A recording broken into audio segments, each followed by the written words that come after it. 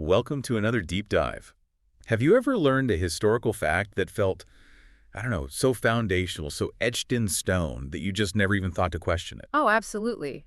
You learn something in school, you see it referenced in books, and it just becomes part of your mental furniture. Right, exactly.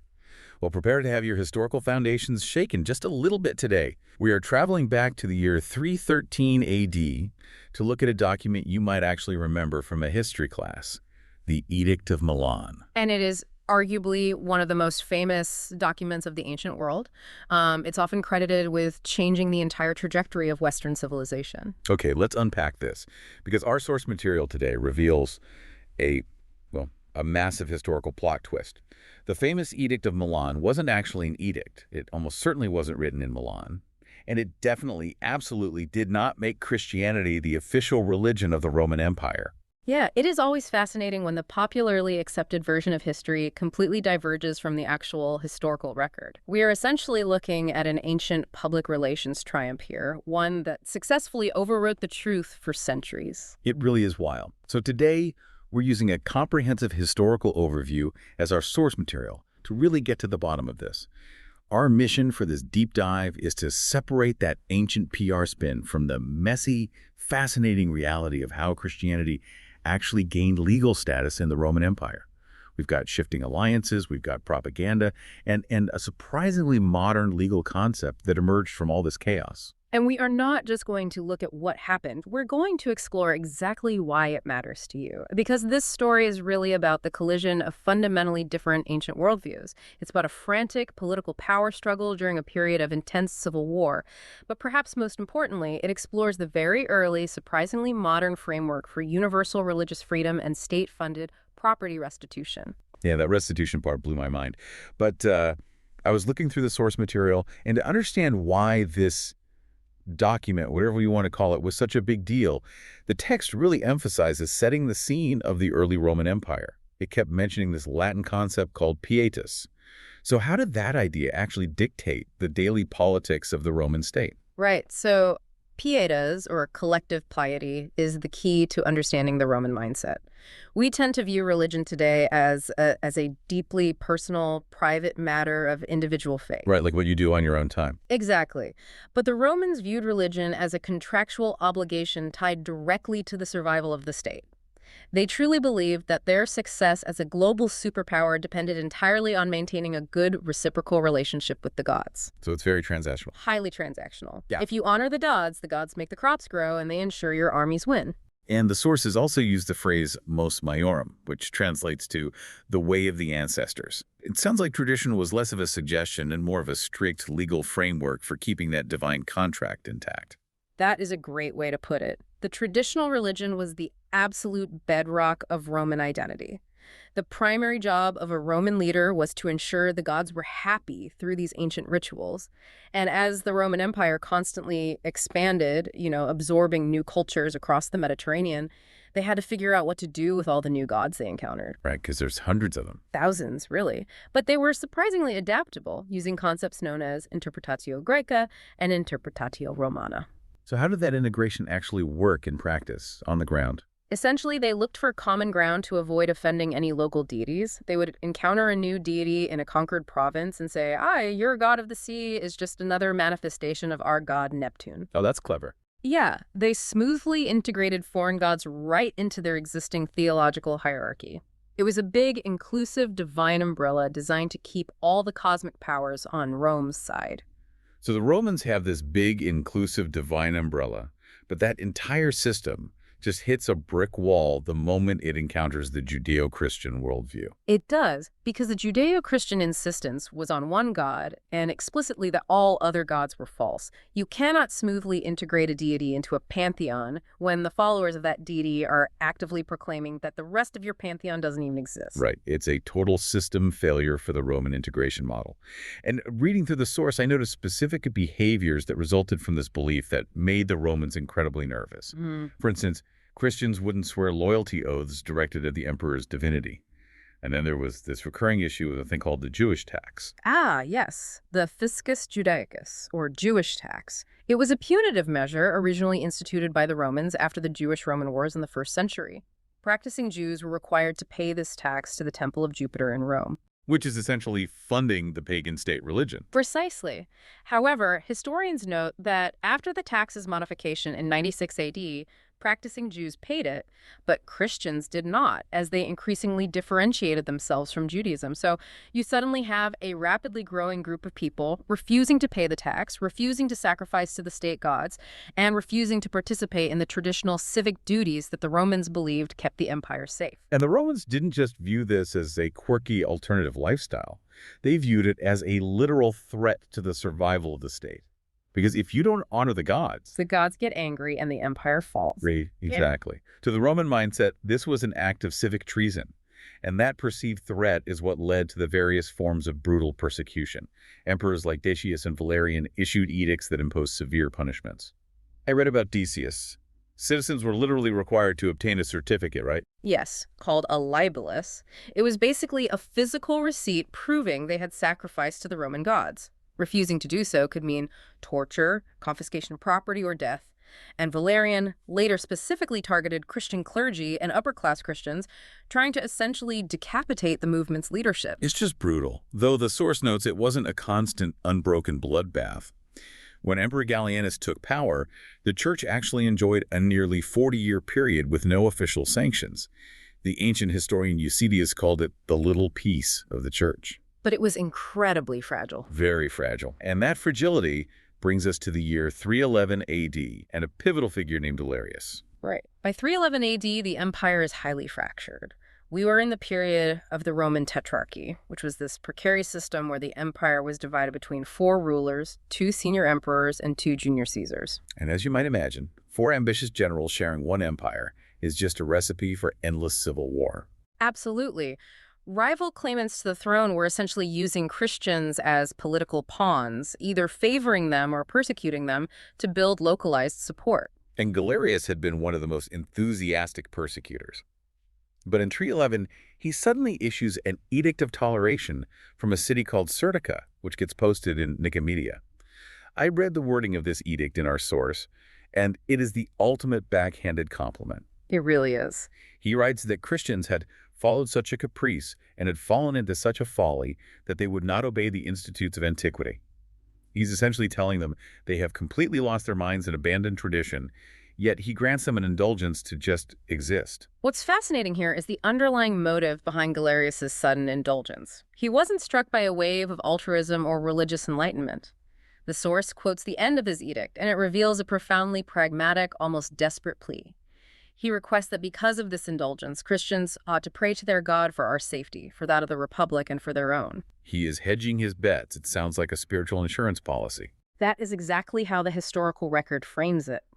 Galerius was suffering from a gruesome terminal illness, the empire was completely unstable, and he suddenly decides that alienating the Christian God is simply bad policy. So he wants their prayers, just in case. Right, so that the Commonwealth may continue uninjured on every side.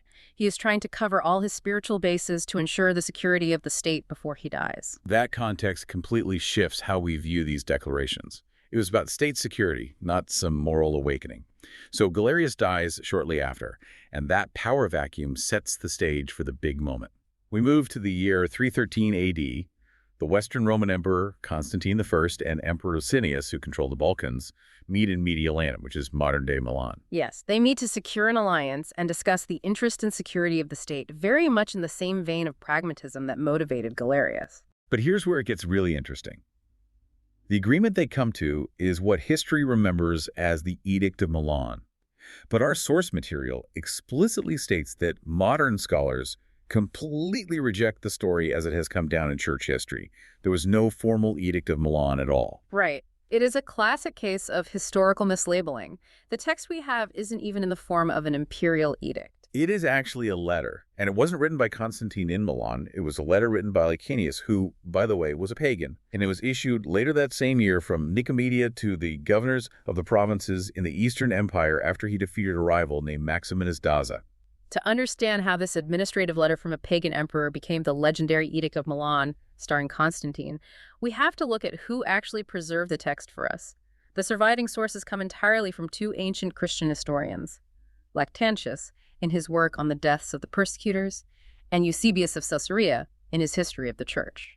So when Eusebius sits down to write the history of this moment, how does his personal bias actually shape the narrative we end up getting? Well, Eusebius was a major supporter and eventually a close advisor to Constantine. In his description of the events, particularly in his later work, The Life of Constantine, Eusebius blatantly eliminated the role of Licinius entirely. Just wiped him from the record. Pretty much. Following a later civil war where Constantine actually defeated and executed Licinius, Eusebius portrayed Licinius as this evil foil. He elevated his patron Constantine as the sole divine mastermind of this great piece, effectively erasing the pagan co-author from the story of Christian liberation. The victors truly do write the history books, and Eusebius just edited the co-author right out of the narrative. But if we look at the actual text of the letter that has survived through these historical records, it reveals something even more surprising. It wasn't just about making Christianity legal. No, the scope of the document is remarkable, and it often surprises people who assume it was a Christian-only decree. It instituted a blanket decree of religious liberty. The text explicitly grants to Christians and to everybody the free power to follow the religion of their choice. Let me quote another part of it from the source because the phrasing is incredibly powerful. It says, "We have also conceded to other religions the right of open and free observance of their worship for the sake of the peace of our times, that each one may have the free opportunity to worship as he pleases. This regulation is made that we may not seem to detract from any dignity of any religion." That specific phrasing, the right of open and free observance, is a concept that feels incredibly modern. It is a massive departure from the mandated state religion of the past. And it is vital to remember why Licinius was circulating this letter to the governors in the East in the first place. It was directed squarely at a rogue element in the empire who was actively ignoring this new philosophy.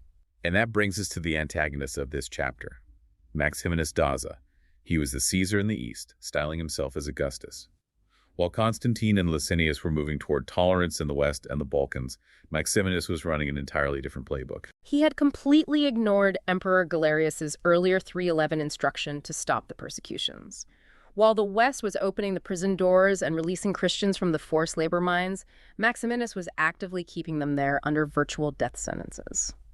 And once Galerius died, Maximinus just went into overdrive. He enthusiastically renewed the persecutions in the eastern territories. The source paints a vivid picture of this, mentioning he even encouraged local towns to submit petitions against Christians. There's a surviving stone inscription found at Aracanda in ancient Lycia that directly asks the emperors to put down the Christians, calling them disloyal and complaining that their absurd novelty was offending the traditional gods. Exactly. So when Licinius defeated Maximinus in battle, this letter, what we call the Edict of Milan, was Licinius's legal mechanism for bringing the newly conquered eastern provinces in line with the policy of tolerance that had already been established in the West. So we have a pagan, Licinius, and a Christian, Constantine, agreeing to the exact same sweeping policy. How do their individual motivations align on this? They arrived at the exact same policy from two entirely distinct directions. For Licinius, the pagan, this was strictly about keeping the peace. He composed the edict to stabilize the volatile eastern provinces after a brutal military campaign. It provides a profound historical insight, really. Historically, sweeping religious tolerance is rarely born from a sudden moral awakening among leaders. It is usually a pragmatic tool used by exhausted politicians to stop a bleeding empire and ensure social order. Whereas Constantine's policy went far beyond mere political stabilization. Constantine was already a Christian at this point. Yeah. He tolerated paganism and other religions, of course, as the document states, but he used this agreement as a stepping stone to actively promote Christianity. Right, and there is an ongoing historical debate about the exact nature of Constantine's faith. Some cynical interpretations argue that his initial alliance with the Christian God was just another pragmatic political move, that he viewed the Christian God as the most powerful deity on the battlefield and wanted that power on his side to protect his reign from divine wrath. Essentially treating the Christian God the way a traditional Roman would treat a powerful new Roman deity they needed to appease for military victory. That is the argument. However, the source notes that the majority of historians today believe that Constantine's adoption of Christianity was entirely genuine. They view this agreement in 313 as his first official administrative act as a dedicated Christian, a view supported by the massive ongoing favors, funding, and legal protections he granted the religion for the rest of his long reign. And those favors started immediately with the text of this very document. which brings us to a huge crucial difference between Galerius's reluctant 311 edict and the 313 Milan agreement. Galerius basically said, you can exist, but the 313 agreement dealt directly with property rights and restitution. If we connect this to the bigger picture, this is where the socioeconomic impact of the agreement fundamentally changed the landscape of the Roman Empire. Galerius's edict did absolutely nothing to restore the generational wealth, the meeting houses, or the land that had been confiscated from Christians during the years of harsh persecution. The Milan Agreement tackled this massive logistical hurdle head-on. The instructions in the letter were incredibly explicit. It demanded that Christian meeting places and other properties be returned immediately. And the language leaves zero room for legal loopholes. It states the property shall be restored to the Christians without payment or any claim of recompense and without any kind of fraud or deception. It directed provincial magistrates to execute the order at once with all energy. The urgency was palpable. And again, tying back to the Roman mindset, this wasn't just about modern concepts of fairness. It was about public order and divine favor. The underlying belief was that righting these historic wrongs quickly would restore ultimate justice and ensure the continued prosperity of the state under the watchful eye of the divine. But think about the logistical nightmare of this in the ancient world. Let's use a modern analogy. Imagine the government confiscated a bakery from your grandfather 40 years ago. Since then, it has been sold to 3 different people. The current owner is completely innocent of the original theft. They just bought a building. Constantine knew that forcing citizens to hand over their current property without compensation would cause a massive societal uproar. It would be chaos. Complete chaos. So to solve this, he ordered the state to compensate the current owners directly from the imperial treasury. This state footing the bill for a massive empire-wide restitution program is an astonishing level of financial and administrative commitment. And for the Christians, these immunities, guarantees, and property returns changed their entire reality. For the first time in their history, they could publicly observe their liturgy in its fullness without fear of the state apparatus crashing through the doors. They could actually start building churches out in the open rather than meeting in secret house churches. Exactly. They could begin to seriously mold the life of the empire according to Christian ideals. The historian Eusebius captures the profound, almost disbelieving joy of this moment in his writings, expressing how ecstatic the Christians were at this complete and total reversal of their public and legal status. This era became known as the Peace of the Church.